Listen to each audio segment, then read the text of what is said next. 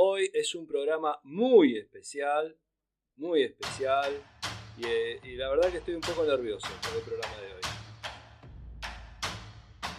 Vamos a entrevistar a una escritora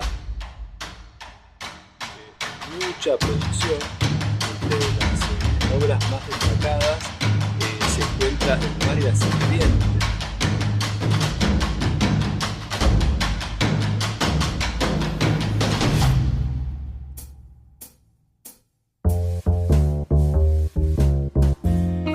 Educanexo Podcast. Un espacio para la reflexión, la entrevista y la educación. Docentes, influencers, psicólogos, coaching en educación. Y una gran variedad de profesiones. Al servicio de la educación, en casa y en la escuela. Educanexo Podcast, por Mateo Sepúlveda y Leo Veroiza.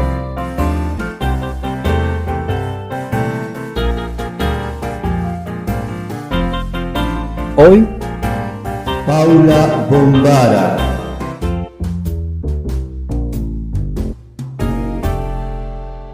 Que es escritora juvenil y de cuentos, digamos, y de relatos para niños también.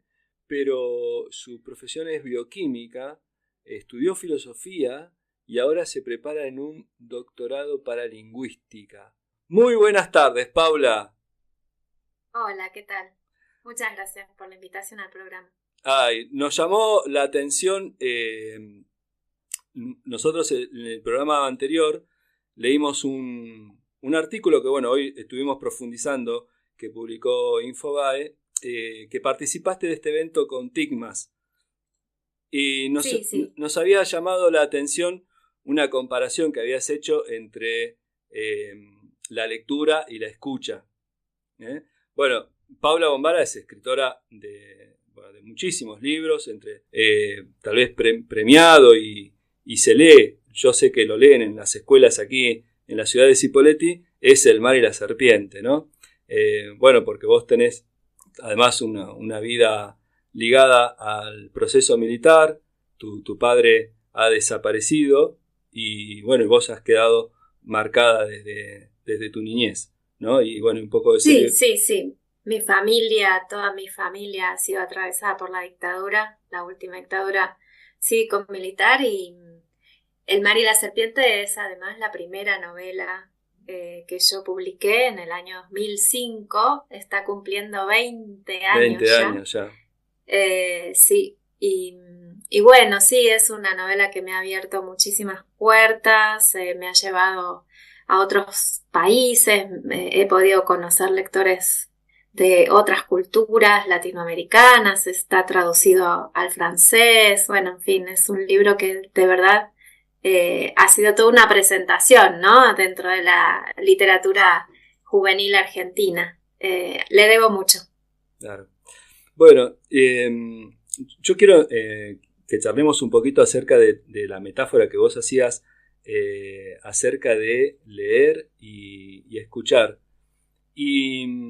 Pero antes de profundizar en esa temática, y después te quiero preguntar tu relación con la escuela, pero antes de entrar en esa temática, me gustaría preguntarte ¿qué es lo que te produce asombro? Si podés recordar un evento en el último año, ponerle así, que te ha producido asombro, ¿no es cierto? Quedarte como admirada por una situación, por un paisaje, algo que te produce no solamente, digamos, no asombro en un sentido de que uno queda mal, ¿no? Por algo que uno queda asombrado del mal o de lo feo que pasó, sino algo que te haya maravillado, que te haya extasiado, digamos así, si vale esa palabra. Yo creo que vivo en estado de asombro. A mí me asombra todo el tiempo la naturaleza que nos rodea a los humanos, pero también la naturaleza humana, ¿no? En todo momento creo que aparecen gestos o aparecen fenómenos, hechos de la naturaleza también que generan asombro. Ayer floreció en casa una dama de la noche, es una planta que florece supuestamente una vez por año, y ya este año esa es una flor grande, blanca, que dura solo una noche. Si te la perdés esa noche, hasta el año próximo no, se supone que no vas a ver otra. Ya nos había sorprendido, es una sorpresa dual, porque la flor es hermosa, pero a la vez está floreciendo fuera de época, lo cual nos habla de otra manifestación del cambio climático. Claro. La de anoche fue una sorpresa mayúscula, no esperábamos otra flor, ya estaba. Anoche volvimos a verla, otra en otro lugar de la planta, o sea que esto del cambio climático me tiene completamente asombrada. Produce hechos como esta flor maravillosa fuera de tiempo, en otoño, y a la vez produce inundaciones, produce incendios, produce sequías, etcétera, ¿no? Pero creo que cada día me podrían preguntar esto y encontraría algo que me maravilló, me asombró, me hizo pensar, me generó una pregunta. En este caso fue esta planta nuestra que ayer nos tenía con el signo de preguntas bien delante de la mirada, pero puede ser también, no sé, que de golpe algo deje de funcionar y qué pasó ahí, o que aparezca, ¿no? Algún, no sé, insecto adentro de la casa inesperado, o cualquier cosa. La verdad que eso creo que tengo muy cerca a la niña que fui, porque vivo en situación de asombro. Claro. Me quiero detener en que nombraste que te asombra la naturaleza humana. ¿Qué es lo que te asombra? ¿Te asombra para bien? ¿Te asombra para mal? ¿Qué aspecto de la naturaleza humana te asombra? Y para bien y para mal, ¿no? Me asombra para mal la insensibilidad, la crueldad, la indiferencia frente a situaciones críticas del otro, del que tenés al lado, del que ha perdido todo, del que está buscando estar mejor y no lo logra, y que vea, no sé, a mí me genera una reacción y a otra persona no, y me asombra que no sea algo que nos tenga sensibilizados a todos como sociedad. Y por el lado positivo, justamente ver que sí hay manifestaciones de muchísima solidaridad en momentos complicados, o ver signos de, no sé, de ternura también. Soy una persona, creo que como todas las personas que nos dedicamos al arte y a las ciencias, muy observadora. Entonces, todo el tiempo estoy pescando gestos o pescando pequeñas manifestaciones de la naturaleza humana. En los niños en general son cosas hermosas, miradas o bueno, gestos con las manos, para con otro, ¿no? Creo que la ternura en las infancias, incluso protegiendo a sus mayores, se ven todo el tiempo. En los adultos estoy viendo mucha indiferencia, mucha crueldad, mucho individualismo, y eso, bueno, preocupante, ¿no? Bueno, vos sos oriunda de Bahía Blanca, y me viene la pregunta ahora, digamos, tus parientes, ¿te queda gente cercanos tuyos en Bahía? Sí, tengo unos tíos viviendo allá, por suerte no fueron muy afectados por la última inundación, pero no, más allá de eso, por supuesto que lo sucedido en Bahía, tanto el año pasado como ¿no? Que este lugar geográfico en el que está, que la hace centro de situaciones climáticas que le impiden recuperarse del todo, ¿no? Y cómo eso afecta también, no sé, a las bibliotecas, a las escuelas, a los hospitales, a los lugares comunitarios, a los barrios vulnerables. Es preocupante, pero está sucediendo en todas partes, ¿no? Claro. Sucedió también en Salta la semana pasada, las inundaciones, los incendios en Corrientes, en fin, en el sur. Claro, sí. Volvemos al comienzo, ¿no? Las manifestaciones del cambio climático están cada vez más a la vista y con una frecuencia cada vez más alta.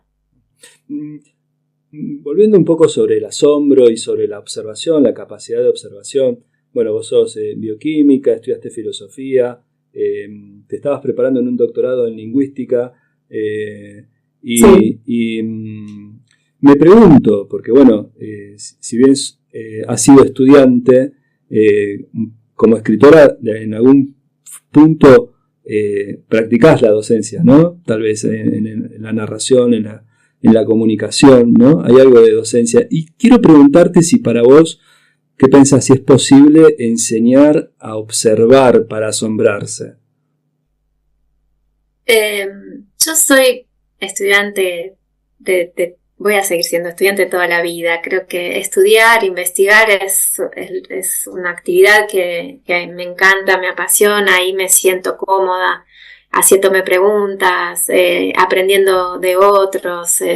Admiro muchísimo a quienes ejercen la docencia día a día y quienes se enfrentan, a todo, ¿no?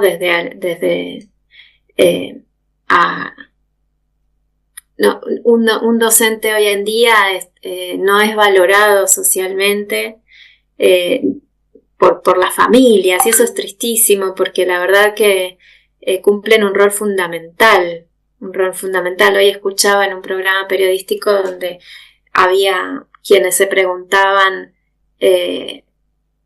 quiénes deberían ganar más, ¿no? Yo creo que la educación de todos los niveles, la educación inicial, primaria, secundaria, universitaria, terciaria, los adultos que deciden estudiar y terminar sus ciclos de estudios, los estudiantes en general deberían tener todas las facilidades y los docentes deberían ser estimulados a seguir estudiando, a seguir leyendo. Es muy fácil perder la capacidad de asombro, es muy fácil perder la posibilidad de dedicarte a observar socialmente, a observar la naturaleza cuando estás agobiado por tantas preocupaciones que te ofrece esta sociedad vertiginosa, ¿no? Creo yo que de todos modos hay una cuestión de voluntad que uno puede proponerse, dedicarle unos minutos a la tarea contemplativa, digamos, claro, ¿no? Poniéndolo entre comillas, porque contemplar es una tarea también. Así como leer es una tarea, contemplar es una tarea también. Y uno la deja de lado frente a otras, ¿no? Que son las que demanda el vértigo de la vida cotidiana, el trabajo, etc. Pero bueno, en mi caso, contemplar es parte de mi trabajo. Entonces, para mí es muy importante cada día pensar un rato, parar, estudiar, revisar, preguntarme, prepararme, y la verdad es que me encanta, me encanta. Vos decís, que también esto tiene algo de docencia. Yo la verdad que no me considero docente, tal vez por la admiración que me provocan quienes están día a día frente a un grupo de estudiantes. No es una tarea que yo haga, no tengo talleres literarios, no doy clases, yo estudio. Sí, cada tanto puedo dar una charla o participar de un panel o preparar una conferencia en un congreso literario o de comunicación de las ciencias. Sí, puedo escribir un capítulo en un libro de teoría o puedo escribir un texto de comunicación científica o de literatura. Ojalá eso sirva para despertar preguntas en un montón de personas, eso es magnífico. Pero la tarea diaria de conducir a un grupo de personas a través de un camino de aprendizajes e ir encontrando, ¿no?, obstáculos cotidianos como puede ser la tristeza de algún estudiante, el no poder concentrarse de otro por lo que le está pasando y seguir así todo dando una clase, llevar a buen puerto, digamos, cada día, es una tarea enorme que a mí me provoca muchísima admiración. No, y preguntarte, Paula, bueno, saludarte primero, buenas noches. Contemplar, por ahí Mateo decía de enseñar a contemplar, ¿qué tan difícil por ahí se convierte con poder abrirte a la contemplación en una realidad tan llena tecnológicamente, por decir de alguna manera, o tan invadida por la pantalla? Bueno, es que la contemplación también implica eso, ¿no? Uno puede contemplar ese fenómeno, claro, estudiarlo como fenómeno social. Contemplar no es solo, no sé, en mi caso yo tengo un patio, salir al patio y mirar las plantas claro, o sentarme, sino también entrar en una red social y ver qué está pasando ahí, también abrir un periódico digital, también dedicarle tiempo a la lectura de un newsletter, también revisar a ver qué están haciendo los jóvenes en determinado lugar. Todas esas son para mí tareas de observación. No es una situación que yo romantice, sino que considero que estar informada y sobre todo estar en estado de pregunta es importante para mi tarea, que es escribir, que es dar cuenta de todo eso que yo voy pensando, ¿no? Considero que el trabajo tanto poético como científico tiene mucho que ver con eso, con poder detenerme en esas pequeñas cosas que nos dan como puntos de referencia para poder pensar hacia el futuro. Claro. Y eso demanda mucha lectura, demanda mucha observación. Medio ecléctico es, ¿no? No es algo, sí, se siente como algo organizado, es medio caótico, ¿no? Porque claro, un día capaz salgo a hacer las compras y encuentro algo que me llama la atención porque veo una situación en el barrio, claro, y vuelvo y busco información sobre eso, y otro día pasa esto que florece una planta fuera de época y entonces leo otra cosa. Uno está así como en estado de asombro, en estado de pregunta. Laura de Betach habla de estado de poesía. Yo, como también tengo un costado científico, elijo llamarlo estado de asombro o estado de pregunta. Claro. Pero es estar como receptiva. Uh-huh. ¿Y eso que... Aceptar la entropía del universo. Claro. Aceptar el caos y tratar de moverme por ahí. Claro. Y como salirse del orden también, ¿no? Como permitirse salirse de la rutina o que aquello que por ahí no pensabas cruzarte por la calle, te lo cruzás, y bueno, permitirte asombrarte, ¿no? Claro, exacto. El arte creo yo que tiene el arte y la tarea científica, la investigación, digamos, tiene esa particularidad que en mi caso, yo por cómo soy, por cómo me gusta vivir, la he tomado con muchísimo placer, que es esto de salirte de lo que vos llamas orden, digamos, claro, ¿no? Mis días no son rutinarios, todos mis días son distintos, no sé, mañana voy a un colegio secundario a compartir un evento con ellos. No sé, y así, viste, hoy estuve todo el día dedicada a mi tesis doctoral, y así, todos los días son claro, diferentes. Pero eso es parte de la tarea de quienes nos dedicamos a escribir y de quienes nos dedicamos a investigar. Yo lo hago desde mi casa, hay quienes tienen sus laboratorios, hay quienes tienen sus oficinas, claro, pero bueno, en mi caso es desde acá. Este es mi ámbito de trabajo. Hablando de laboratorio, recuerdo que preparándome para esta entrevista, habías comentado, claro, vos poniendo digamos en la preocupación del docente que tiene su vida, sus problemas. No me acuerdo cómo venía el artículo, la entrevista que te hacían, y habías comentado, no, porque a Newton se le prendió fuego el laboratorio. Y digo, ¿cómo no nos enseñaron esto en la escuela? Digo yo, este es el dato que a mí me importaba. Claro, que pasa que hablábamos, eso fue en el encuentro de TICMAS de los otros días, en donde hablábamos de cuánto sacralizamos ciertas, ¿no? Elevamos ciertos pensadores, ciertas pensadoras, por lo que nos quedó de sus prácticas, por esas obras que nos han legado y que hemos leído y que, claro, nosotros suponemos que fueron escritas en unas condiciones ideales, pero no es así, nunca es así. Todos somos sacudidos por la vida permanentemente, y en aquellas épocas había muchas incomodidades que hoy tenemos muy resueltas. Claro. Como la electricidad. No podía escribir, el tipo sin electricidad, escribía con vela, se le prendió fuego todo. Claro, bueno, a veces nos pasa que perdemos trabajo porque nos olvidamos. A mí me pasa que no me pasa mucho por suerte, pero me pasa que me olvido de guardar. Suponete un documento que estoy escribiendo en una computadora, me olvido de guardar y se corta la luz. Cuando vuelve la luz, yo perdí, no sé, horas de trabajo porque me olvidé de guardar, pero eso no se compara con que se te incendie en la hora y pierdas toda una hora, ¿no?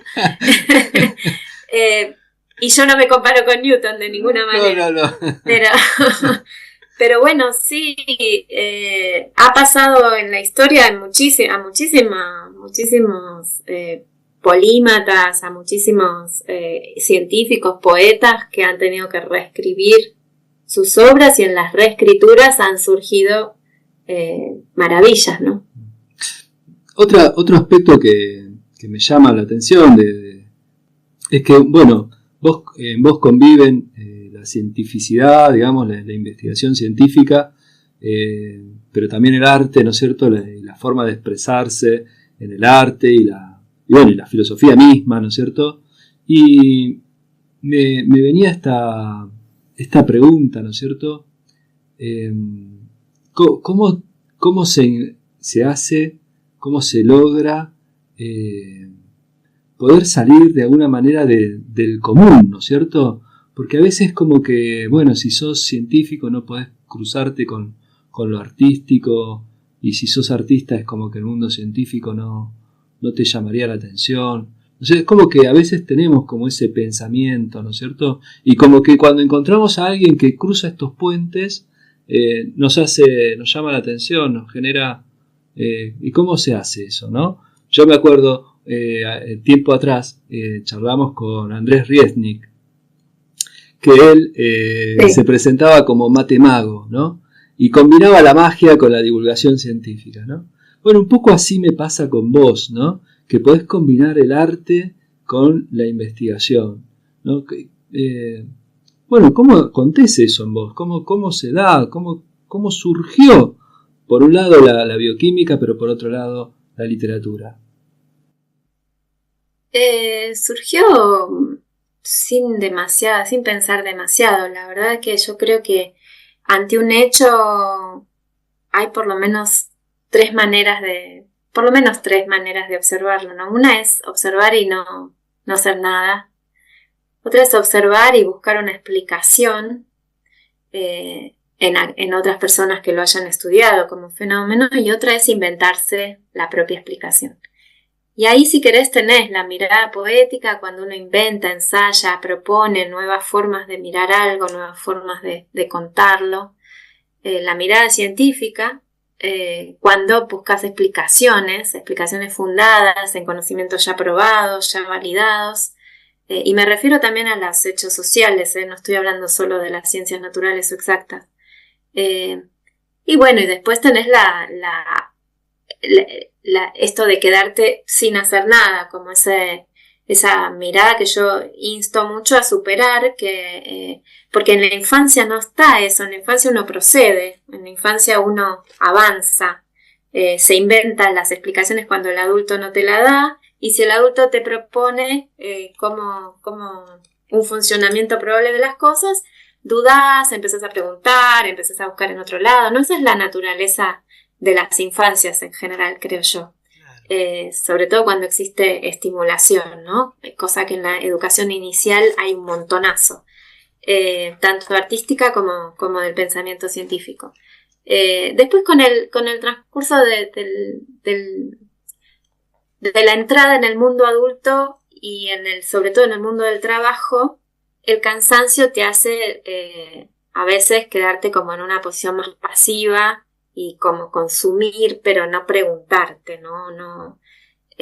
Ahí me parece que mirando a las infancias, a los chicos chiquitos, vos podés encontrar herramientas como para volver a jugar, porque un poco es eso, ¿no? Es recuperar la mirada lúdica y a la vez darte cuenta que uno mira científicamente un montón de veces sin darse cuenta. Como dice mi querido amigo Diego Golombek, la ciencia es eso que pasa mientras pasa la vida, ¿no? La tenemos alrededor todo el tiempo.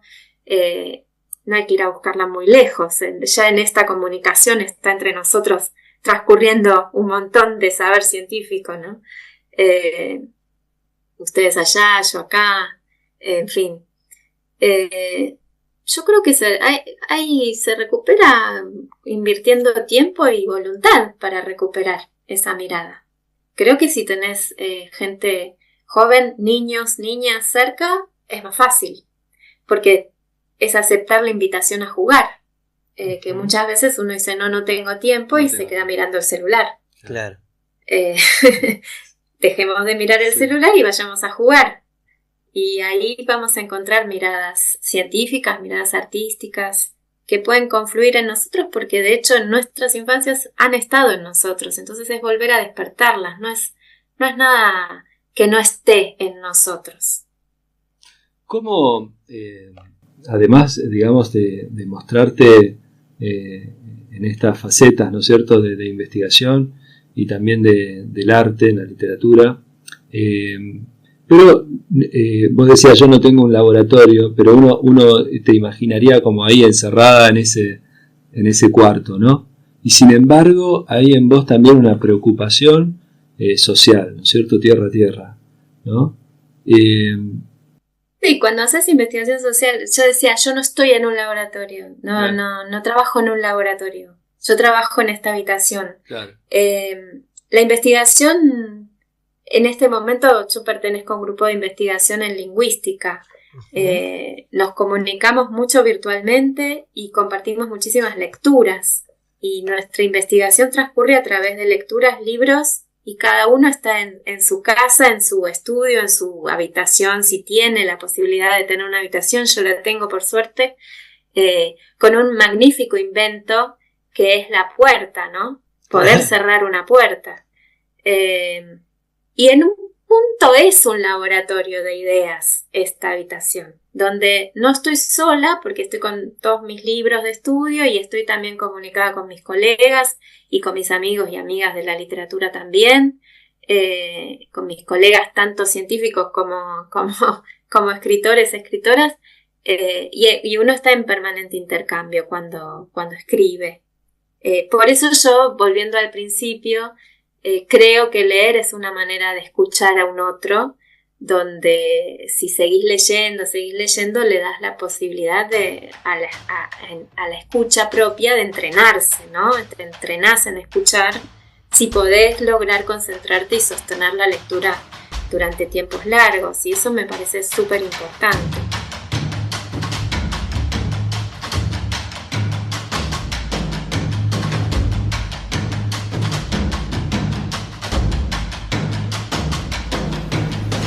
Y vamos volviendo de a poco. Y vamos volviendo nosotros, claro, ¿viste? El que estaba escuchando la radio del otro lado dice, ¿pero qué pasa? Igualmente, si nos escucha desde el principio, se dará cuenta que en este programa siempre pasa siempre algo. Hay una falla, siempre... si no hay falla no funciona. Bueno, pero viste que dicen que el error da lugar a nuevas oportunidades de conocimiento. Claro. Los errores me parece que es un tema ya que tenés una audiencia docente, me parece que es un tema para revisar, porque tanto en la ciencia como en el arte, muchas veces equivocarte en realidad lo que hace es reconectarte con el sentido que vos querías, ¿no? Es ahí algo del inconsciente que te prende una alarma y te dice, che, no es por allá, es por acá. A mí me interesan muchísimo las equivocaciones y los errores. como en el proceso creativo. Soy de armarme planes de escritura o de estudio, y cuando aparece una equivocación o un desvío, yo prefiero llamarlos desvíos, me resulta muy interesante, mucho más quizás que mi plan original, seguir por ahí, ¿no? A ver para dónde voy. Cosa que hoy en día el pensar en el error o tener un error como que está como con muy mala fama, por decir de alguna manera. Sí, pero sí, claro, creo que es tarea propia de los... ¿no? Es nuestra tarea también, claro, desarmar eso, o al menos hacer el intento de desarmarlo, ¿no? Porque poniéndonos a pensar sobre el error, pueden aparecer cuestiones de muchísimo interés, claro, para lograr una buena conversación. Pueden aparecer preguntas que no nos hubiéramos hecho si no nos hubiéramos equivocado. Y eso puede, cuando estás con un otro, estás en contacto con chicos, en contacto con jóvenes, puede dar lugar a conversaciones realmente profundas, el aceptar el error como algo propio del aprendizaje, ¿no? Pero cuando dijiste lo del error y todo el proceso creativo que puede surgir del error, yo me quedé pensando en las formas de evaluar, que por más nombre que le vamos poniendo, le vamos cambiando, sí, en el fondo es eliminar el error, ¿viste? Y no tomamos ocasión muchas veces, porque bueno, muchas veces es por una cuestión de economía del trabajo, ¿viste? Quiero terminar con esto ya ahora, pero a veces estoy seguro que a muchos docentes les ha pasado que no hacemos una corrección y punto, puntual, ¿no? No hacemos, sino que pasan meses en el que estamos sobre un mismo trabajo corrigiendo y devolviendo y yendo y viniendo, ¿no? Por ejemplo, con un ensayo, cuando hacemos un ensayo en la escuela, ¿no? No decir, bueno, entregame el ensayo, listo, está desaprobado, no, sino que va y viene ese trabajo, ¿no? Y claro, a veces yo me pregunto, ahora me hago una autorreflexión, que a veces no sé si me permito tanto esa línea, ¿viste? Desviatoria, ¿no? Como que yo por ahí quiero mantener, dice, no, te está yendo mal. ¿Por qué no explorar o por qué no dar lugar a ese error, tal vez, a ese error, sí, o a esa mala interpretación, ¿no? O sí, a algo que uno no se esperaba y darle lugar, tal vez surge algo novedoso, y efectivamente muchas investigaciones salen así, ¿no es cierto? Sí, hay ejemplos en la historia, ¿no?, de la ciencia para tirar para arriba, digamos. No sé si ahí tenés algún ejemplo de estos de los que construyeron la tabla periódica, Mendeleev, ¿no? Me parece. Sí, también Pasteur, cuando buscando una cosa encontró otra, encontró la penicilina, ¿no? Claro. Resumiendo un montón, sí, resumiendo, pero no solo eso, la escritura experimental, por seguir esas experimentaciones con la escritura han surgido estilos de escritura muy particulares, ¿no?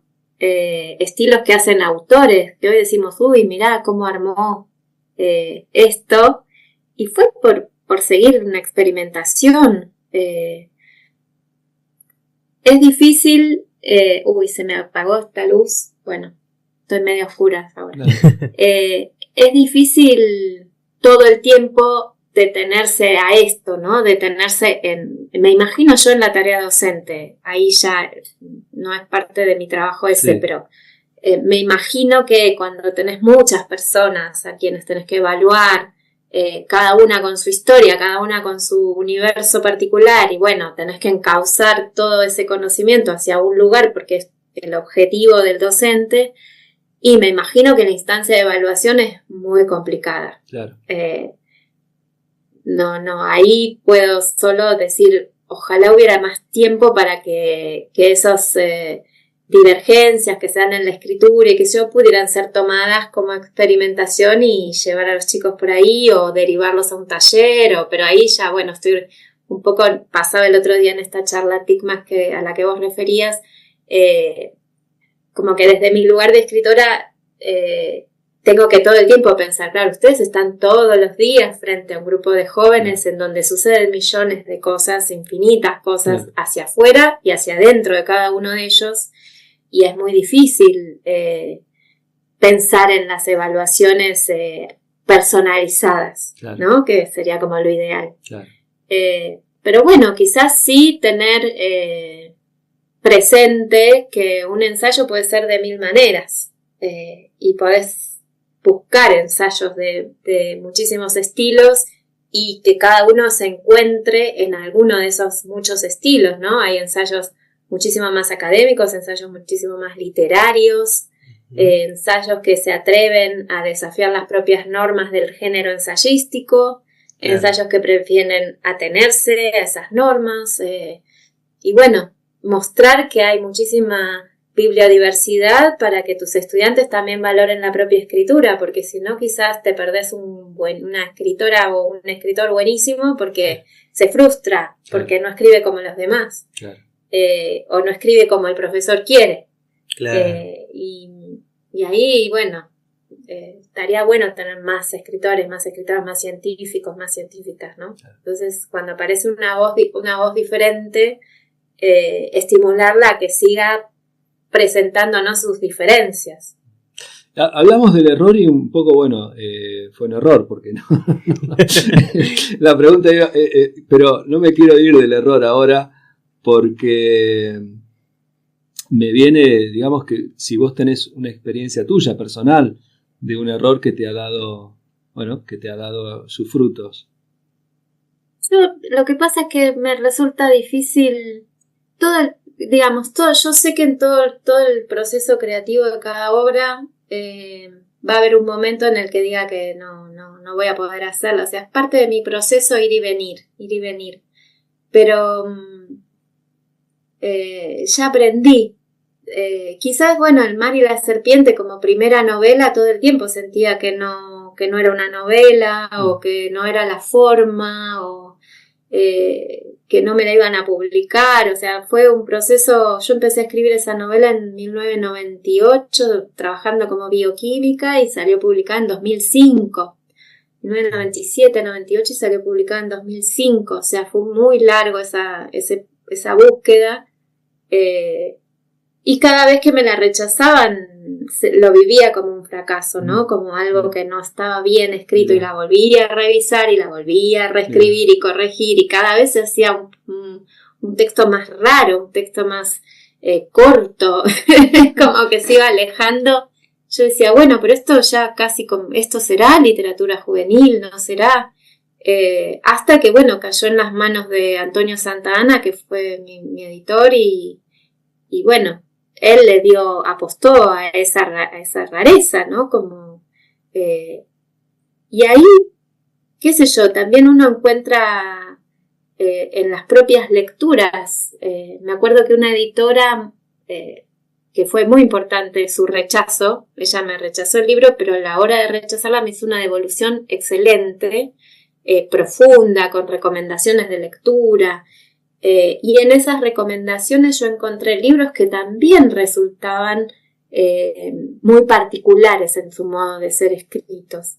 Y entonces ahí me dije, bueno, los libros son todos diferentes, probablemente el mío encuentre su lugar en algún momento y no viví ese rechazo como un error, sino lo viví como una oportunidad de ir buscando mi propia voz, ¿no? Ayudada, por supuesto, por mi maestra, que fue Susana Casenave, mi maestra de taller literario, en donde ella me estimulaba a sostener eso. Pero no es fácil, porque es muy difícil entrar en el mundo del arte. Esto lo sé porque mi madre también es artista plástica, y lo he vivido desde ver sus experiencias, ¿no? De ser rechazada de algún premio, de salones, de no poder exponer, y aún así seguir la búsqueda personal y propia, ¿no? En la relación personal con el arte. Y bueno, entonces yo ya no vivo las búsquedas como con errores. Vivo como que es todo parte de un proceso, en donde quizás yo empiezo pensando que voy a ir para un lado y en el transcurso me doy cuenta que no. Que ese personaje me habla de otro modo, que ese personaje necesita otra cosa, o bueno, o que tengo que reescribir todo porque ya no, ese texto no me dice nada a mí. Entonces, si no me dice nada a mí, probablemente no le diga nada a nadie. Entonces empiezo de nuevo. Pero ya te digo, lo vivo como una experimentación, como algo placentero, aunque me amargue y me frustre y tenga que juntar fuerzas para volver, etcétera, etcétera. Yo sé que es parte de un proceso muy largo, creativo, ¿no? Bueno, hacemos acá este punto de aparte y quiero preguntarte sobre la metáfora que hemos mencionado acerca de que la lectura es como la escucha, ¿no? Y nosotros comentábamos que cada vez, por decir, las herramientas tecnológicas que tenemos nos brinda la posibilidad casi de no escuchar, porque, por ejemplo, en el WhatsApp pones el audio, lo pones por 2 y cada como más rápido, o incluso haces que el audio se transcriba, ¿no? O, por ejemplo, en los Reels de Instagram, qué sé yo, todo está como subtitulado y está subtitulado a propósito porque no te escuchan si lo tienen en mute. Y que a veces en fin, la comunicación cada vez digamos, estamos llenos de herramientas para la comunicación, pero tal vez no sé si favorecen el encuentro entre las personas, el encuentro aquel que nos permite ir un poquito más allá, más en profundidad acerca de ese rostro que se nos presenta, ¿no? Y entonces la lectura, yo pienso, ¿no?, que la pregunta sería ¿qué viene primero, si el huevo o la gallina? Porque en definitiva, ¿qué nos motiva a leer, ¿no es cierto? Si el saber escuchar o la lectura nos ayuda a aprender a escuchar. ¿Cómo se da para vos este encuentro con la lectura? ¿Cómo pensás qué habilidad, digamos, o cómo desarrollamos la habilidad de la escucha para meternos con una lectura, con un libro físico, ponele?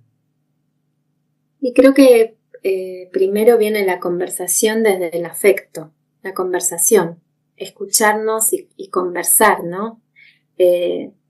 Cuando uno, no sé, pienso cuando los niños son pequeños y vuelven de estar una cantidad de horas en la escuela y de ¿cómo te fue hoy?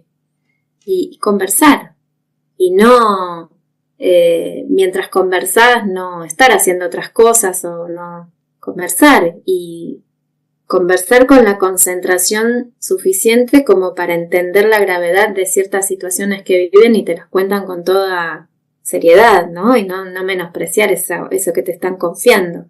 Creo que ahí empieza el lazo afectivo con la lectura, cuando ven a un adulto que lee y deja su libro para escucharlos, a los chicos, por ejemplo. O dejás el celular para escucharlos si vos estabas leyendo algo ahí, suponete, o consumiendo un podcast o lo que fuere. Pero lo dejás para escucharlos a ellos. Y después, por supuesto, compartir. Cuando decís, estoy leyendo una historia que tal vez es un libro para adultos que tenés que mediar, ¿no? Claro. Que tenés que decir, no, en este libro que yo estoy leyendo pasa esto y pasa esto y pasa esto, y lo puedo leer, lo vas a leer cuando seas más grande, capaz. O sí, podés leerlo o leámoslo juntos. Me parece que el vínculo con los libros, con la lectura, es un vínculo afectivo, es un vínculo que está mediado por un lazo emocional. Pero sin duda, antes que la lectura está la escucha de la voz amorosa, de la conversación con los seres queridos, sean quienes sean, ¿no? Puede ser que el ser querido y el referente sea un maestro, puede ser que sea un familiar, puede ser que sea un amigo, no sabemos quién va a elegir como referente ese futuro lector, pero sin duda va a ser alguien con quien él se siente ligado emocionalmente. Interesante esta, ¿no? Y no importa la edad que tenga, porque Claro. puede ser también una persona mayor que está aprendiendo a leer y que tiene un montón de cosas para contarnos, de vivencias que le han tocado pasar y que de golpe se está vinculando con los libros, pero quizás antes de vincularse con los libros necesita armar ese lazo. Y ahí probablemente sean los docentes quienes sean depositarios de esa confianza, de ese cariño, de esa también de ese miedo, ¿no? Claro. En ese caso, en el caso de la educación de adultos mayores o de chicos que han dejado el colegio y se están revinculando, probablemente, bueno, ahí el lazo con los libros, con la lectura, es muy especial porque viene de mano de, no sé, capaz de los hijos, ¿no? Y se da la cuestión inversa, que son los hijos los que ayudan a los padres a vincularse con esas lecturas. Así que no hay una edad que limite este hallazgo, este placer de la lectura. Esta mirada, ¿no? de la escucha es también acercarse al otro desde lo afectivo y entender a ese otro. Por ahí, hoy al principio hablábamos del individualismo, de la falta de empatía, y por ahí esta escucha, por ahí lo que lleva a eso, ¿no? O puede ser esa forma de luchar contra ese individualismo, el poder... Absolutamente. Yo creo que la lectura es una práctica social que puede ser personal, individual, pero puede ser colectiva también. Claro. Una lectura colectiva es muy poderosa cuando un libro se lee entre muchas personas. Es muy poderoso esa práctica que se da mucho en los colegios. Y además es sumamente interesante porque cambia el libro, cambia todo cuando hay una multiplicidad de voces leyéndolo, ¿no? Claro. Cambia los sentidos de esa lectura. Mira, yo creo que ante un libro, cuando lo lees, se da esta cuestión de escuchar la voz del personaje, le preguntás cosas, pero también te preguntás a vos misma, ¿qué harías vos en esa situación? ¿O qué sentís? ¿Por qué esto me está afectando? Y también dialogás con el autor, porque lo puteás, lo admirás, decís, ¿por qué hizo esto? ¿Para qué hizo esto? Claro. Mirá dónde lo puso, pobre personaje, que yo quería que fuera para allá, y entonces yo lo voy a escribir, yo quiero modificar esta historia. Entonces, aparece ahí como una escucha múltiple, ¿no? Porque escuchás al personaje, escuchás al autor, te escuchás a vos también, te conoces más, ¿no? Si dejás que todo eso te tome. Creo que el riesgo de la lectura está ahí, en permitir que te tome la lectura, permitirte emocionarte, permitirte enojarte, permitirte tirar el libro a la mitad porque no querés saber más nada con ese libro, que no podés, porque, o sea, esto de lo que habla PENAC, ¿no? De los derechos del lector, realmente permitírtelos y apasionarte con eso y volver quizás a ese libro que en algún momento no pudiste leer y decir, uy, a ver ahora qué me pasa con este libro. Claro. Y te va a pasar otra cosa, te va a pasar cosas diferentes, porque creo que la lectura, como la escritura, como la investigación, siempre está permeada por las experiencias de vida. Entonces, todos los días nos pasan cosas, entonces si vos agarrás el mismo libro un año después, ese libro te va a hablar de otras cosas, ¿no? Es fascinante eso, de ese diálogo con los libros, porque encontrás cosas distintas cada vez que los lees. Viste que los chicos repiten mucho, son los chicos y las infancias, digamos, son quienes más releen. Pueden releer libros. Repetir, sí. Sí, repetidamente, y vos decís, ¿y por qué lo leen? ¿Y por qué son sus favoritos? Y lo leen 20 veces seguidas y ven, ¿qué están buscando, no? ¿Qué es lo que necesitan volver a leer? ¿Qué hay ahí? ¿Qué sucede ahí en ese punto? ¿Cuál es ese punto? ¿Y por qué de golpe no lo quieren leer más? ¿Qué solucionaron ahí? ¿Qué solucionan cuando ya está? Bueno, ya está, ya lo leí suficiente. Claro. Que nunca te dicen ya lo leí suficiente. Claro. E incluso hay libros, y a mí me pasa como adulta, hay libros que yo tengo los mismos ejemplares que leía una y otra vez cuando era chica, los sigo teniendo. Mira. Y me pasa como mamá también de ver que hay libros que mis hijos tienen en sus bibliotecas, ya pasaron largamente la edad de esos libros y sin embargo son libros que que no se van de la casa, que no, esos libros quedan. Entonces hay una memoria también, ¿no? Que se pone en juego frente a determinadas lecturas. Esto me parece, retomando un poco al principio y con esta última parte, habías dicho que hoy, lamentablemente, atravesamos un momento en el que el rol docente está ninguneado en muchos casos, ¿no? Sí, digamos, ya solo a partir, digámoslo así, en términos materiales, en términos del sueldo, también en cuanto a la muy poca gente, muy pocos jóvenes eligen ser docentes, porque pareciera que algo como peyorativo, ¿no es cierto? Una profesión que está eso bastardeada.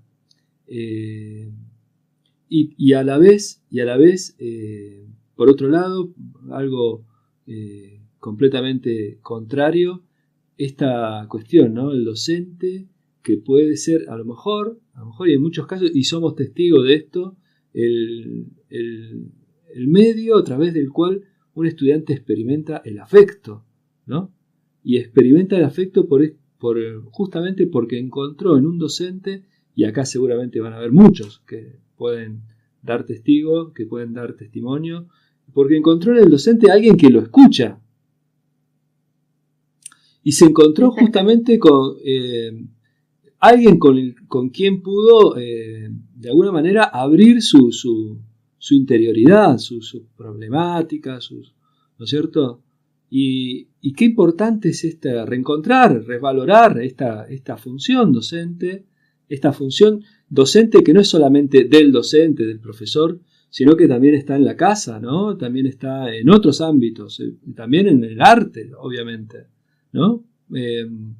Y me pregunto, para vos como madre, vos como investigadora, como filósofa, lingüística, ¿no es cierto? En todas tus ramas, ¿no es cierto? Si has tenido una experiencia en la que alguien te ha, ¿no es cierto?, de alguna manera se ha encontrado con vos y te ha dicho, mirá, gracias a esta lectura, no sé, ha pasado algo, ¿no? Algo me ha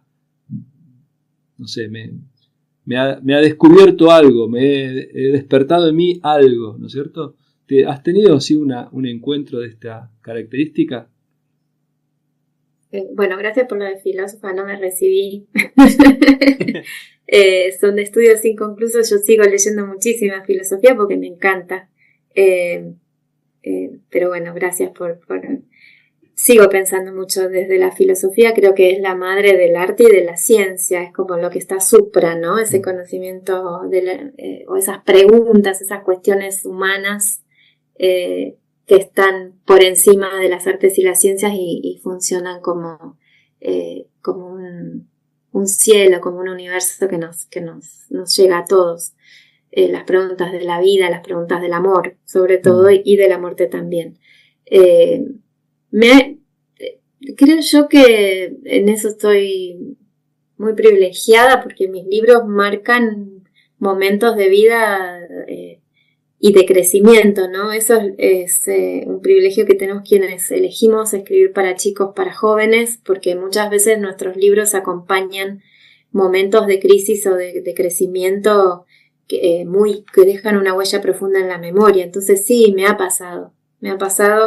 Y me han contado también, ¿no? El otro día en la marcha del 24 me encontré con una compañera de abuelas y me decía, ¿sabes que ayer en la radio una mamá dijo que el primer libro que leyó sobre la dictadura fue El mar y la serpiente y que se lo está leyendo a sus hijos? Y para mí eso es como algo, wow, yo me quedé como muy conmovida con esa situación.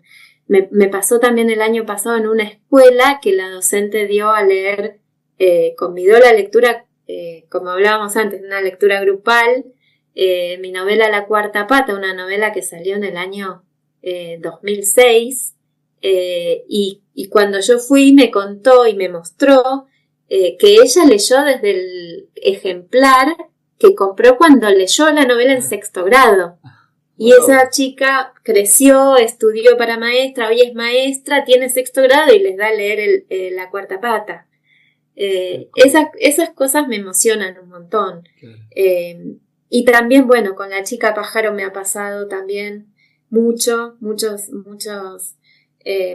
lectoras que se han acercado porque lo han leído en situaciones muy difíciles y les ha dado como un consuelo. Bueno, son experiencias que te cuento con cierta pudor porque son muy bellas y que agradezco infinitamente que me sucedan, ¿no? Creo que es la magia del arte, porque yo nunca escribo pensando en estas cosas y estas cosas después suceden porque contacto con otro, ¿no? Con una persona lejana que lee mis libros en otro país, ponele, y me escribe después para agradecerme por haber estado en ese momento acompañando. Y en realidad es el libro. Es el libro y yo suelo decir, no, fuiste vos leyendo, que encontraste en vos una respuesta. No es el libro, sos vos lectora, que encontrás en el libro alguna palabra que te ayuda para accionar. No soy yo, sos vos lector. Creo que el mundo del lector es muy poderoso, mucho más que el mundo de los autores, digamos. El mundo de los lectores es muy poderoso. Pero qué herramienta, ¿no? Qué herramienta hermosa esto de poder traspasar ese cuarto de trabajo y llegar a nada más y nada menos que a una persona, ¿no? Llegar a despertar esa emoción, es un privilegio, ¿no? Sí, en definitiva, es también, bueno, desde ya que explorar las emociones te lleva a contactar con el mundo emocional del otro, ¿no? Es también entregarse al proceso creativo y que muchas veces es difícil. Pienso en, no sé, en libros como Lo que guarda un caracol, un libro que ha sido muy difícil para mí de escribir, de transitar, o la propia, no sé, más recientemente La sombra del jacarandá. Libros que han demandado de mí un estar en la escritura de cuerpo presente, de poner toda mi emocionalidad ahí, y que han cambiado mi manera de ver el mundo después de esa experiencia de escritura y que, bueno, han logrado transmitir a otra persona alejada que abre el libro sin saber de qué se trata, de golpe lo han puesto frente a una pregunta personal, ¿no? A veces pasa, con ciertos libros pasa, con otros libros no pasa, uno como autor nunca sabe qué va a pasar, y en ese sentido pienso yo que los libros son seres vivos, porque se mueven entre nosotros y van como tomando vida a partir del aliento propio del lector, ¿no? El lector pone tanta respiración cuando lee que los insufla de vida y luego los recomienda o los da a leer a un grupo y bueno, y ese libro va viviendo gracias a los lectores. Como vos decías también en otra entrevista, esto de la palabra que tiene vida, ¿no? La palabra es ese hálito de vida, ¿no? Que sí. Vos dijiste, ¿no? Que como que se van. Parecía que la palabra fuera esta respiración del lector con el libro, ¿no? Como si la palabra fuera, el libro fuera como el oxígeno, ¿no? Claro. Sí, el libro, hay un cuento, mi cuento preferido, digamos, de la infancia, un cuento que cada vez que me preguntan cuáles son tus lecturas de infancia, yo vuelvo a ese cuento porque es un cuento que a mí me motivó muchas preguntas, que es La Plapla, de María Elena Walsh. Sí. En La Plapla, Felipito Tacatum escribe una palabra viva, una palabra desobediente, una palabra que se sale del renglón, una palabra que no se queda quietita, que se enrula, se desenrula, se mueve, se va. Para él es un tesoro, para él es algo inaudito lo que hizo, ¿no? Escribió una palabra viva. La maestra la guarda en un cofrecito. A mí me volvía loca cuando era chiquita. Me lo leyó mi mamá por primera vez ese cuento, o sea, yo ni siquiera leía. Y yo decía, pero entonces adentro del cofrecito hay un montón. Si cada tanto alguien escribe una, en el cofrecito hay un montón todas juntas. ¿Qué pasa en ese cofrecito? Bueno, eso es, ¿no? Claro. Es esa conversación entre las palabras. Entre las palabras vivas de todos nosotros, entre aquellas que ponemos a jugar emocionalmente, porque la vida es eso, ¿no? La vida es emoción, la vida es oxígeno, o sea, la vida es ciencia, la vida es respirar, es poner el cuerpo para respirar y conectarnos, y la vida es emociones y pensamientos abstractos que nos conectan.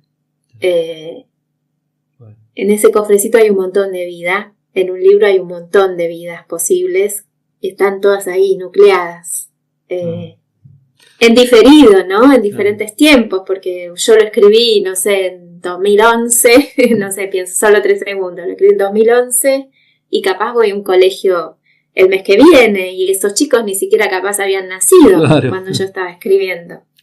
Y el libro nos junta, nos une ahí, en ese momento. Bueno. Paula, hemos llegado al final. Gracias por esta hora que hemos compartido, gracias por tu tiempo, por estar dispuesta a pasar este rato enorme, pero para mí se me pasó volando. Estas palabras, sí, a mí también. Bueno, de mucho, digamos, desde muy profundo de mi corazón te agradezco por esta entrevista que podemos hacer, estimados oyentes. Gracias a ustedes y un abrazo a todos ahí por Cipolletti. Gracias. Cuídense, cuiden el ambiente y el lugar maravilloso en el que viven. De acá, de esta Buenos Aires llena de cemento, les digo yo. Bueno, gracias por la charla, por la conversación.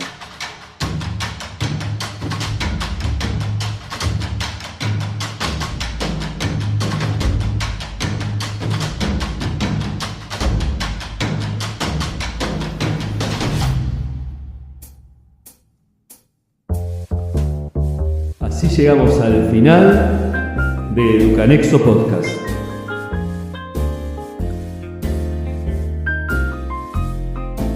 Gracias por acompañarnos en este viaje en la entrevista con Paula Bombara. Pero esto no termina aquí.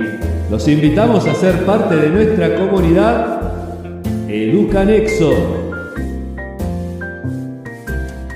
Si este episodio te resultó valioso, te animamos a compartirlo con las personas a las que pensás que le puede interesar.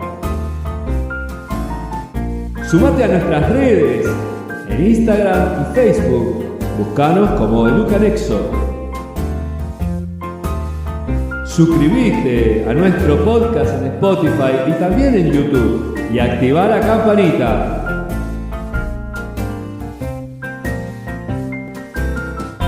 Gracias por permitirnos ser parte de su escucha. Lo esperamos en nuestro próximo encuentro en Educanexo Podcast.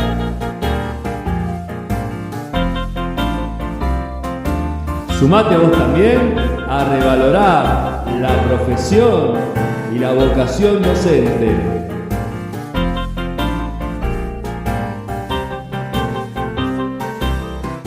Mateo Sepúlveda y Leo Veroiza les agradecen llegar hasta aquí.